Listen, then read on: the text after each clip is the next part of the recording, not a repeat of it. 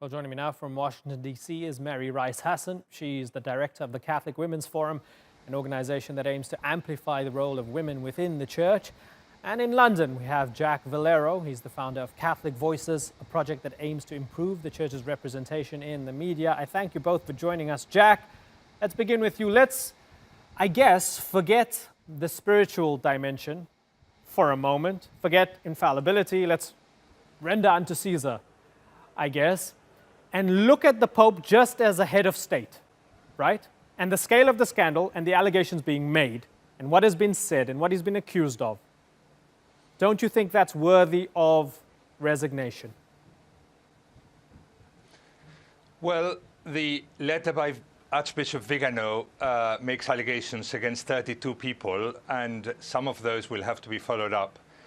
About Pope Francis, he says a very simple thing, that he told him about McCarrick in June 2013, and that Benedict had imposed sanctions of McCarrick, which Francis lifted and put him back into circulation. Well, that has been proven to be false.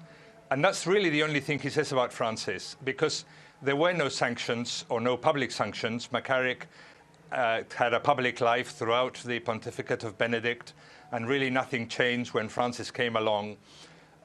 So the questions are not what Francis did or didn't do about McCarrick, but what did John Paul know when he made him an archbishop and a cardinal? What did Benedict know when he didn't act against them? And I have found, looking at this letter that came out 8 days ago, it has been really a distraction. It has made Catholics fight each other when we really should be united to fight the cancer of child abuse. Okay. Another question is whether Pope Francis has been effective in fighting child abuse. That's something to be discussed. But really, the Vigano letter has really not helped at all. Yeah, it's interesting that Vigano's letter came out while Pope Francis was in Ireland, a country, I guess you could say, wrestling with its Catholicism in many ways, with modernity and with faith. Mary Rice Hassan, should the Pope resign? I'm not going to speak to whether the Pope should resign or not. The presumption is he's our Holy Father, he's our Pope, but what we do want is answers. And women want answers in particular. And I think in the United States, this issue is not going to go away. So I would disagree respectfully with what Jack had said just now, that it has been established that Pope Benedict did not put public sanctions on then Cardinal McCarrick. What we don't know, what we do know is that there were some kind of sanctions or some sort of restrictions, and that former Cardinal McCarrick felt free to disregard those. But more importantly, the questions that have been put to our Holy Father are questions that he needs to answer, because his flock is anguished. People are anguished and hurt and betrayed here.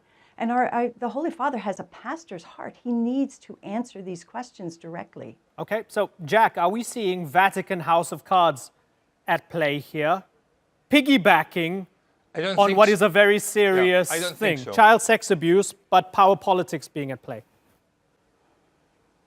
I think child sex abuse is a very important topic. We must tackle it. We must tackle it properly. I just don't think that this letter has helped. We need to investigate the McCarrick affair. The McCarrick affair needs to be investigated in the year 2000 with John Paul, in the year 2004, 2005, 2006 with Benedict. It doesn't need to be investigated now. The problem was before. But more importantly, if you look at the Pennsylvania report, which came out just before and was horrific, this needs to be investigated further, and this needs to be, people who were implicated in these things need to be found, right, and punished, and victims need to be recompensed. This is the real work that needs to go on.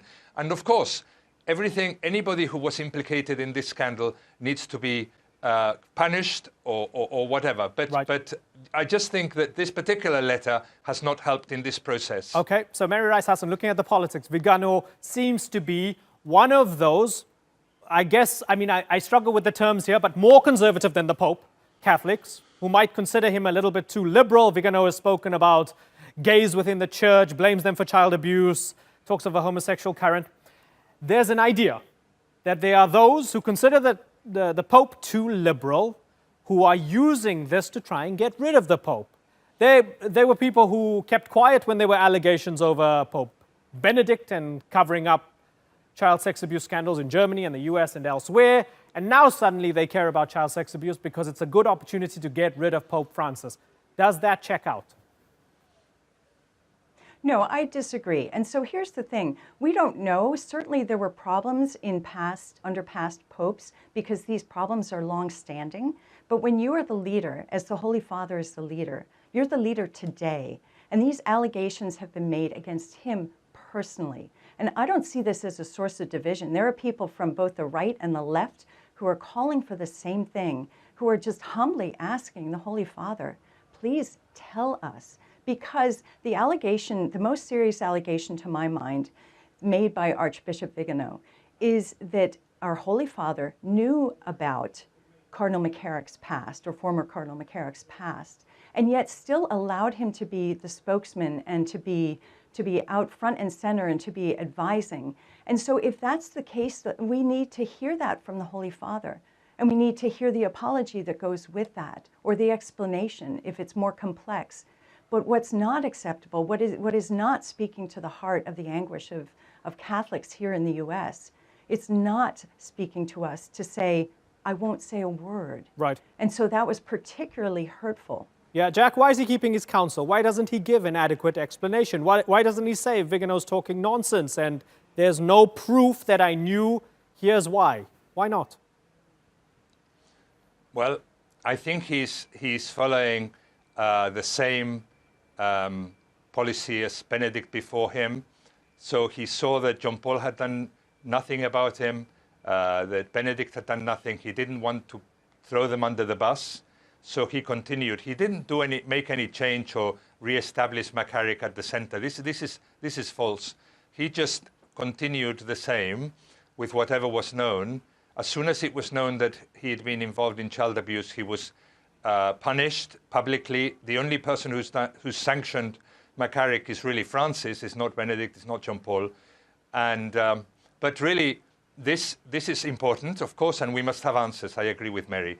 But what is really important, more important than that, is to overcome this cancer of child abuse, whether it is some aspect of homosexuality. But that's true. The Pope himself says it. But Jack, certainly, the Pope himself says that. I mean, in response to the Pennsylvania grand jury report, he said all the right things, didn't he? He said all members of God's people need to help to uproot the culture of abuse. Everyone of the baptized must feel involved in the ecclesial and social change. Exactly.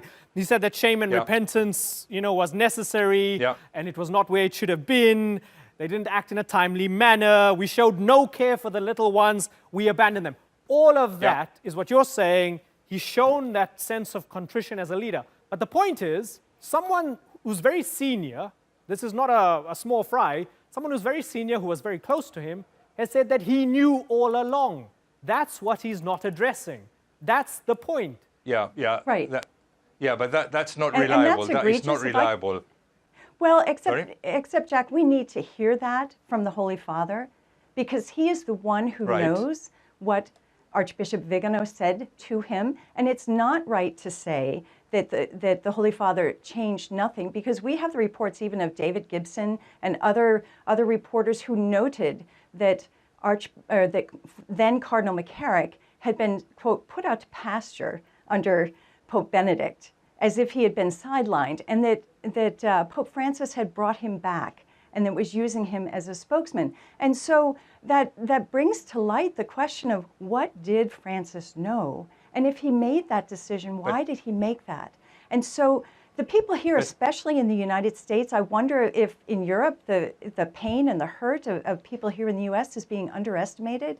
People here in the US need to hear the Pope look us in the eye and tell us with that great pastor's heart what we are to understand about what happened and what's going to change and what mistakes were made under him and perhaps by previous popes. But we need to hear that from him, because he is our leader. He is the one we must trust. Good. And it creates a climate of distrust.